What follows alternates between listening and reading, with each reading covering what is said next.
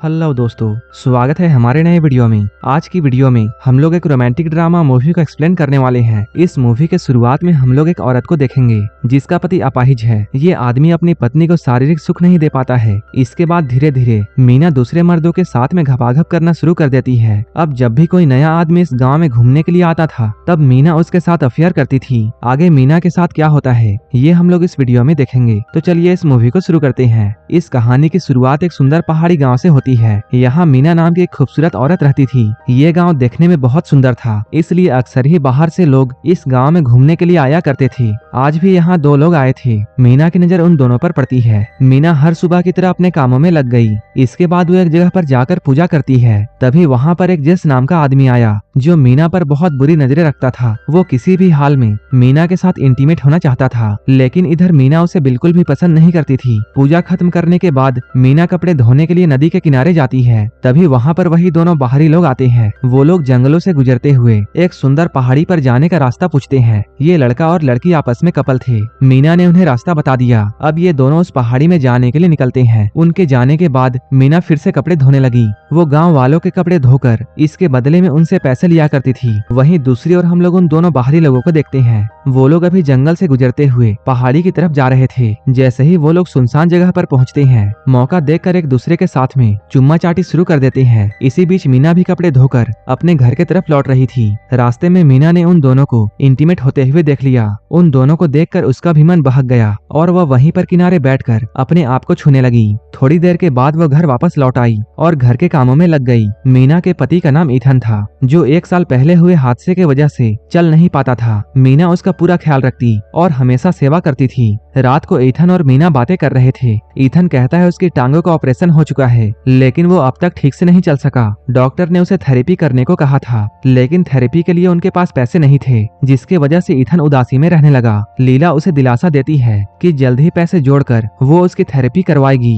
ताकि वो फिर से चल सके। वो उसे करीब लाने की कोशिश करती है, लेकिन हादसे के बाद ईथन में ताकत नहीं बची थी, इसलिए मीना की चाहत हमेशा अधूरी रह जाती थी। अगले ही दिन गांव में एक नया लड़का आया जिसका नाम काई था। उसी दिन मीना रोज की तरह नदी में कपड़े धो रही थी। काई मीना के पास में आया और उसी पहाड़ी का रास्ता पूछा। मीना ने उसे रास्ता बताया और वो पूछी वो अकेले क्यों है। काई ने कहा उसकी कोई प्रेमिका नहीं है, इसलिए वो अकेले घूमने आया है। बातों बातों में उसने मीना को खाने के लिए एक बिस्किट दिया, जो कि मीना को बहुत पसंद आया। जब काई यहाँ से जाने लगा तब मीना भी उसके साथ चल दी, क्योंकि उसी रास्ते पर उसका घर था। चलते चलते मीना के पैरों पर मोच आ गई। काई ने तुरंत उसे सहारा दिया और उसकी मोच को ठीक कर दी। काई के छूते ही मीना का मन बहक गया और वो दोनों करीब आ गए और यहीं पर इंटीमेट हो जाते हैं। अगली सुबह जब मीना अपने पैसों का हिसाब कर रही थी, तभी काई उसके घर में आ पहुंचा। मीना ने हैरानी से पूछा कि वो यहाँ कैसे आया। काई ने बताया उसने गाँव वालों से उसके घर के बारे में पूछा था, क्योंकि उसे अब मीना से लगाव हो गया था। लेकिन मीना ने साफ कह दिया कि वो शादीशुदा है और उसका पति घर पर है। ये सुनकर काई चौंक गया। फिर मीना ने उसे बताया कि उसका पति नहीं चल सकता। मीना ने कहा उसे अपने पति का पूरा ख्याल रखना पड़ता है। ये सुनकर काई बोला वो शहर में थेरेपी करता है और वो उसकी पति की मदद कर सकता है। उसकी बातों को सुनकर मीना उसे घर के अंदर ले गई और ईथन से मिलवाया और उसने ईथन से झूठ कहा कि काई यहाँ पर सिर्फ घूमने के लिए आया है और गाँव वालों ने उसे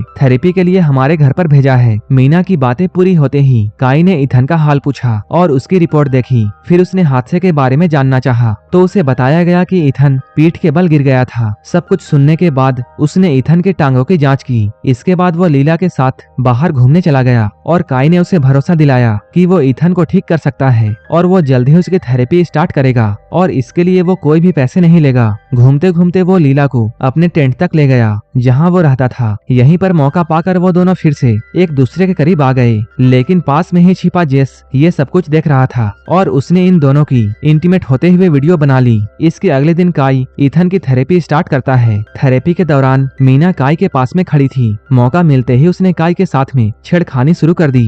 थेरेपी के दौरान ईथन दर्द की वजह से अपनी आंखों को बंद किए था, इसलिए उसे कुछ भी पता नहीं चला। थोड़ी ही देर बाद मीना नदी के किनारे में कपड़े धो रही थी। तभी उसके पास जेस आया। आते ही उसने मीना को वही वीडियो दिखाया जिसमें मीना और काई इंटीमेट हो रहे थे। वीडियो देखकर मीना भड़क गई, लेकिन जेस पर उसकी बातों का कोई असर नहीं हुआ। जेस ने धमकी दी अगर मीना ने उसकी बात नहीं मानी तो वो ये वीडियो ईथन को दिखा देगा। वो मीना के साथ में घपाघप करना चाहता था, मीना ने समझाने की बहुत कोशिश की, लेकिन उसने मीना के साथ यहीं पर जबरदस्ती की और उसकी मजबूरी का फायदा उठाया, जिसके हाथों मजबूर होने के बाद में मीना रात को बेचैन रही। अगली सुबह काई फिर से ईथन की थेरेपी करने लगा। उसके इलाज का असर दिख रहा था। ईथन अब धीरे धीरे चलने लगा। थेरेपी के बाद ईथन आराम करने के लिए चला गया, जबकि काई और मीना एक दूसरे से बातें करने लगे। बातचीत बढ़ते बढ़ते दोनों ने फिर से काबू खो दिया और घर के बाहर ही इंटीमेट होने लगे। रात को ईथन जाग रहा था। शायद वो मीना से कुछ कहना चाहता था, मगर मीना को सोता हुआ देखकर वो चुप रहा। अगली सुबह काई ने फिर से उसकी थेरेपी की। अब ईथन चलने लगा था, लेकिन उसके चेहरे पर खुशी दिखाई नहीं दे रही थी। उसी रात मीना काई के साथ में थी।